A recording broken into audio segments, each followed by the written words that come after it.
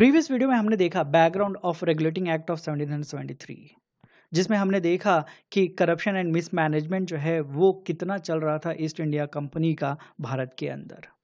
और उसकी वजह से ही ब्रिटिश पार्लियामेंट एक इंक्वायरी कमेटी बैठाती है और उस इंक्वायरी कमेटी के रिपोर्ट की वजह से पूरे लंदन में खलबली मच जाती है।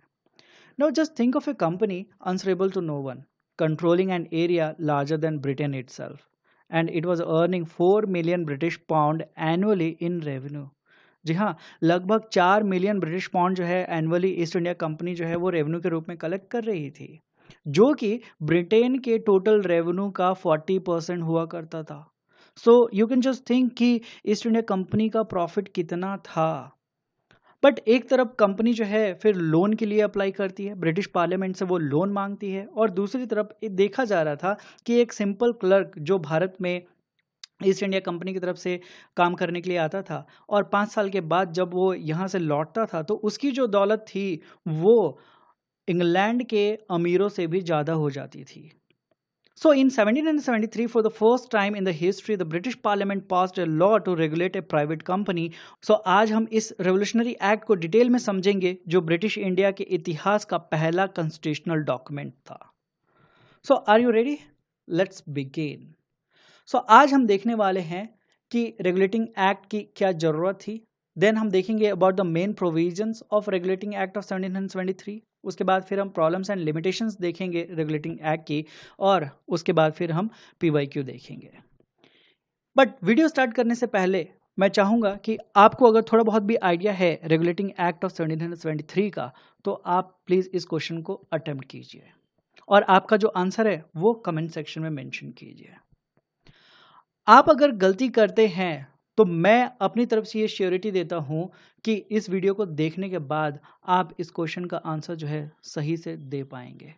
यहाँ पे जो एक कंफ्यूजिंग टर्म है उसको मैं क्लेरिफाई करूँगा इस वीडियो में। तो चलिए स्टार्ट करते हैं आज का वीडियो। सो रेगुलेटिंग एक्ट की जरूरत क्या थी? What was need of regulating act of 1773? तो जैसा कि हमने देखा कि ईस्ट इंडिया कंपनी जो है वो पॉलिटिकली बहुत ही पावरफुल बन चुकी थी आफ्टर बैटल ऑफ बक्सर, जो कि 1764 में हुआ था। एंड फ्रॉम 1765 क्या होता है, दीवानी राइट जो है वो ईस्ट इंडिया कंपनी अपने पास ले लेती है एंड वो बंगाल, बिहार एंड उड़ीसा को रूल करना शुरू कर देती है। वो रूल तो कर रही थी बट साथ ही साथ करप्शन एंड मिसमैनेजमेंट जो है वो अपने पीक पे पहुंच रहे थे।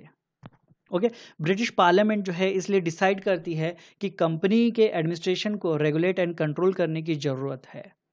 एंड इस वजह से ब्रिटिश पार्लियामेंट जो है, ब्रिटिश गवर्नमेंट जो है वो अपना पहला स्टेप लेती है रेगुलेटिंग एक्ट ऑफ 1773 के द्वारा, जिसके द्वारा वो कोशिश करती है कि ईस्ट इंडिया कंपनी के अफेयर्स को इंडिया में रेगुलेट एंड कंट्रोल किए जाएं। एंड इस तरीके से फाउंडेशन ऑफ सेंट्रल एडमिनिस्ट्रेशन जो है भारत में रख दिया जाता है। या this was the first step towards centralisation of power in India. और ये सेंट्रलाइजेशन जो है, सेंट्रलाइजेशन ऑफ पावर जो है ये पीक पे कब पहुंचता है? 1833 के एक्ट के दौरान। Now we will be talking about the main provisions of regulating act of 1773। ठीक है, सो ये रेगुलेटिंग एक्ट 1773 को लाकर एक नया पोस्ट जो है वो क्रिएट किया गया और उस पोस्ट का नाम रखा गया गवर्नर जनरल ऑफ बंगाल। पहले जो पोस्ट था उसका नाम था गवर्नर ऑफ बंगाल, ठीक है, बट अब नया पोस्ट क्या है? Governor general of Bengal. तो हमारे लिए ये अपने आप में इंपॉर्टेंट क्वेश्चन बन जाता है that who was the first person who became the first governor general of Bengal? So उसका आंसर है वॉरेन हेस्टिंग्स। वॉरेन हेस्टिंग्स जो है वो first governor general of Bengal बन जाता है।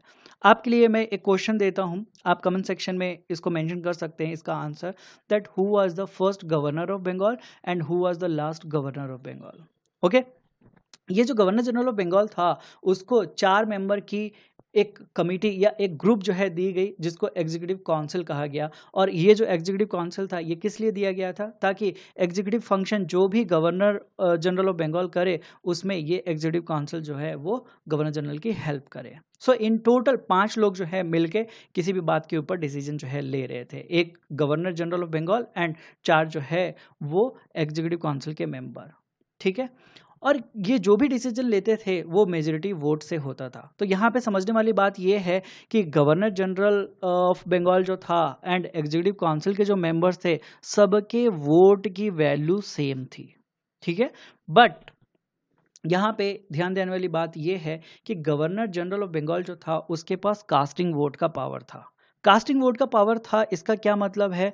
तो हम देख रहे हैं कि एग्जीक्यूटिव काउंसिल के अंदर 4 लोग हैं, तो हो सकता है कि यस में जो है 2 लोग कहें और नो में 2 लोग कहें, तो मामला तो फंस गया। तो मामला फंस गया तो इसका सॉल्यूशन तो निकालना है। तो इस केस में गवर्नर जनरल जो है वो अपना वोट डालेगा और जिस तरफ गवर्नर जनरल अपना वोट डालेगा वो बात जो है वो इम्प्लीमेंट की जाएगी, ठीक है।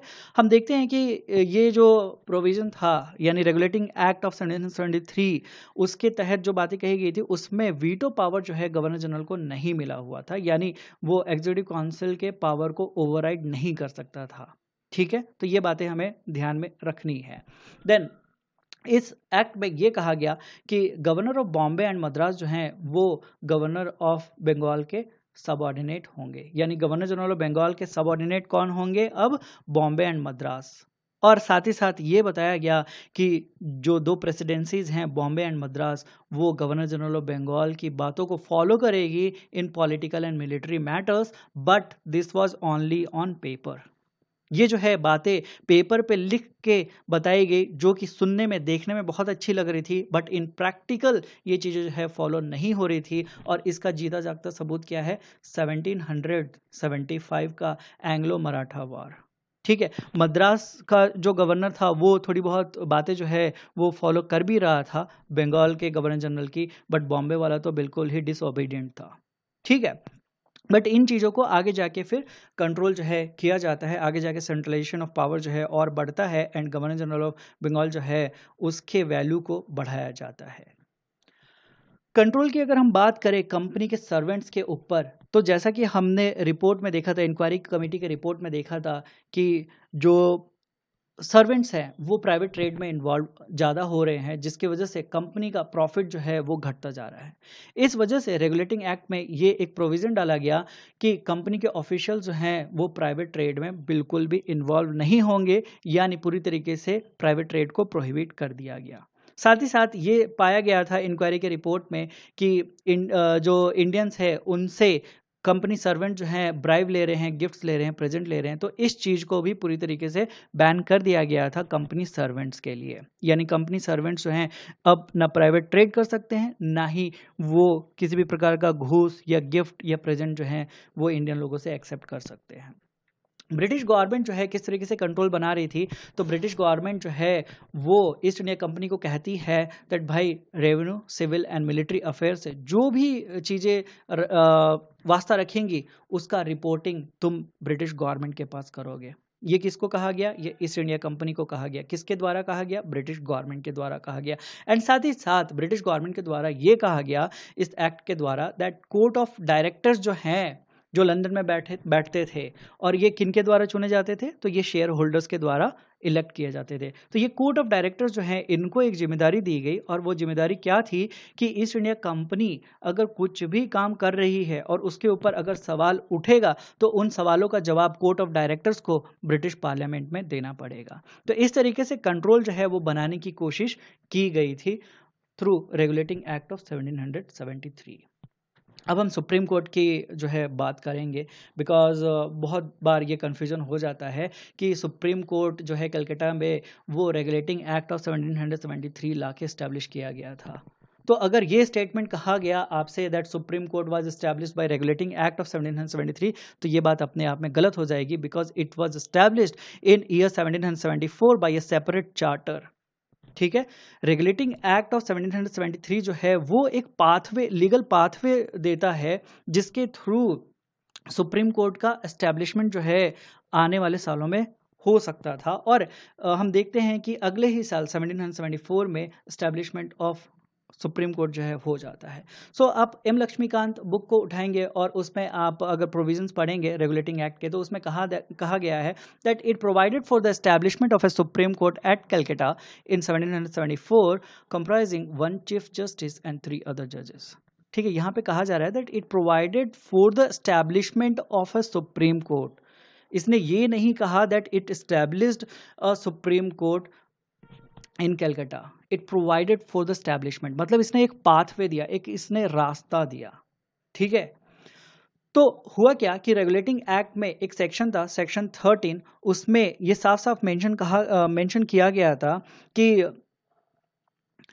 किंग इन काउंसिल जो हैं एक चार्टर लाकर कलकत्ता में सुप्रीम कोर्ट जो है बना सकते हैं, और 1774 में वो चार्टर जो है लाया गया और सुप्रीम कोर्ट जो है वो स्टैब्लिश किया गया, ठीक है। सो इन शॉर्ट हमें क्या याद रखना है, दैट रेगुलेटिंग एक्ट ऑफ 1773 जो है उसने ऑथराइज किया कि हाँ कोर्ट का एस्टैब्लिशमेंट जो है किया जा सकता है, बट रॉयल चार्टर 1774 जो है उसने एस्टैब्लिश किया सुप्रीम कोर्ट ऑफ कलकत्ता को 1774 में, ठीक है।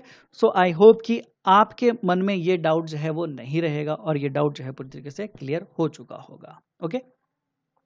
सुप्रीम कोर्ट जो एस्टैब्लिश हुआ 1774 में, वो कहाँ पे हुआ, वो फोर्ट विलियम में हुआ कलकत्ता में, एंड इसके एक चीफ जस्टिस जो है वो नियुक्त किए गए और 3 अदर जजेस जो है वो भी नियुक्त किए गए। इन टोटल 4 जो हैं जजेस होते हैं, जिसमें से एक जो है चीफ जस्टिस और 3 जो है अदर जजेस थे। First chief justice of supreme court of Calcutta कौन बनते हैं, वो बनते हैं sir Elijah Impey, okay. Purpose क्या था सुप्रीम कोर्ट का, तो सुप्रीम कोर्ट को ये काम दिया गया कि भाई तुम जस्टिस जो है वो एडमिनिस्टर करो किन के ऊपर, ब्रिटिश सब्जेक्ट जो इंडिया में रह रहे हैं, यानी ब्रिटेन के लोग जो इंडिया में जॉब कर रहे हैं या ट्रेड कर रहे हैं या वो घूमने के लिए आए हैं, उनको अगर किसी भी प्रकार का प्रॉब्लम होता है या वो कोई गलती करते हैं तो ब्रिटिश लॉ के तहत जजमेंट जो है तुम्हें देनी है, ठीक है। तो ब्रिटिश सब्जेक्ट जो है वो इंक्लूड होंगे सुप्रीम कोर्ट के जुडिक्शन में, ये चीज़ क्लियर थी। साथ ही साथ कहा गया कि कंपनी सर्वेंट्स तो रहेंगे ही रहेंगे, क्योंकि भाई सबसे ज़्यादा करप्शन तो वही कर रहे थे, ठीक है। तो कंपनी सर्वेंट्स के ऊपर भी जुडिक्शन का पावर जो है वो सुप्रीम कोर्ट को मिल गया था।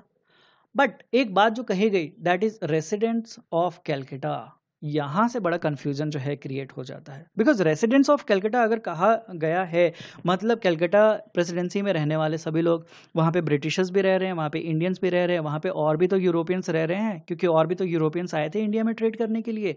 तो यहाँ से एक कंफ्यूजन जो है क्रिएट होता है कि क्या यूरोपियंस जो कलकत्ता प्रेसिडेंसी में रह रहे हैं उनके ऊपर भी जुडिक्शन का पावर जो है वो सुप्रीम कोर्ट ऑफ कलकत्ता के पास है, और यहीं से आगे जो है मामला गड़बड़ाता है। इंडियंस इसके अंदर इंक्लूडेड हैं पूरी तरीके से कि नहीं, ये भी मामला जो है क्लियर नहीं है, और इंडियंस को जो है लीजा एम्पे जो है समन करना शुरू कर देते हैं, और रेवेन्यू मैटर में भी ये अपना जजमेंट जो है देना शुरू कर देते हैं, जिसकी वजह से कन्फ्लिक्ट जो है वो शुरू हो जाता है एग्जीक्यूटिव एंड जुडिशरी के बीच में। एग्जीक्यूटिव को कौन लीड कर रहा था, governor general of Bengal Warren Hasting, ठीक है। तो मेन ऑब्जेक्टिव क्या था सुप्रीम कोर्ट को लाने का, सो मेन ऑब्जेक्टिव था कि करप्शन को चेक किया जाए एंड मिसयूज ऑफ पावर जो कंपनी ऑफिशियल्स पर्सनल यूज के लिए कर रहे थे, पर्सनल बेनिफिट्स के लिए कर रहे थे, उसके ऊपर रिस्ट्रिक्शन लगाया जाए, और जो भी करप्शन है उसको चेक किया जाए, एंड जो भी मिस हैपनिंग हो रही थी उसको कंट्रोल किया जाए, ठीक है।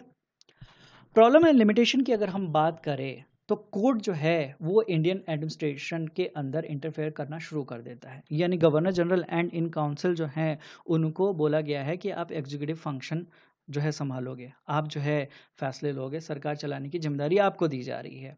बट ये जो सुप्रीम कोर्ट है वो कहता है कि नहीं, हमें तो पावर मिला है कि हम ब्रिटिश इंडियन सबके ऊपर जजमेंट जो है दे सकते हैं, और इस तरीके से सुप्रीम कोर्ट जो है वो एक सुपर बॉस की तरह एक्ट करना शुरू कर देती है, और वो लैंडलॉर्ड्स हों या फिर पीजेंट्स जो हैं इंडियंस, उनको भी समन करना शुरू कर देती है। और वॉरेन हेस्टिंग जो हैं वो कहते हैं सुप्रीम कोर्ट को कि भाई आप बस ब्रिटिश सब्जेक्ट को ही जज करो and you stay out of Indian revenue, जिसकी वजह से बड़ी जो लड़ाई है वो Warren Hasting and Elijah Impey के बीच में, यानी supreme court and governor general of Bengal जो है उसके बीच में शुरू हो जाती है। और ये क्यों हुआ, क्योंकि जो जुरिडिक्शन था वो क्लियरली डिफाइन ही नहीं किया गया था, ठीक है। और इस वजह से ये चीज़ इतनी ज़्यादा बढ़ जाती है कि कोई भी डिसीजन जो है वो executive council and governor general of Bengal जो है वो ले ही नहीं पाता है। कुछ भी अगर वो डिसीजन लेता है तो जुडिशरी जो है वो अपना फैसला जो है सुना के उन चीज़ों को रोकने की कोशिश करती है। तो ये जो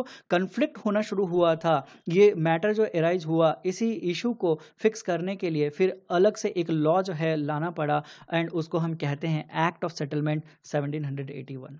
सो एक्ट ऑफ सेटलमेंट 1781 को लाकर इस मामले को जो है सुलझाने की कोशिश की गई एंड जुरिडिक्शन पावर जो है सुप्रीम कोर्ट का वो बताया गया एंड किन मैटर्स को governor general of Bengal and in council जो है and his council, I am sorry not in council because दोनों में डिफरेंस आ जाता है, इसको मैं आगे बताने वाला हूँ आपको। So governor general of Bengal and his council जो है उनके बीच का ये जो डिस्प्यूट है जुडिशरी के साथ उसको ख़त्म किया जाता है।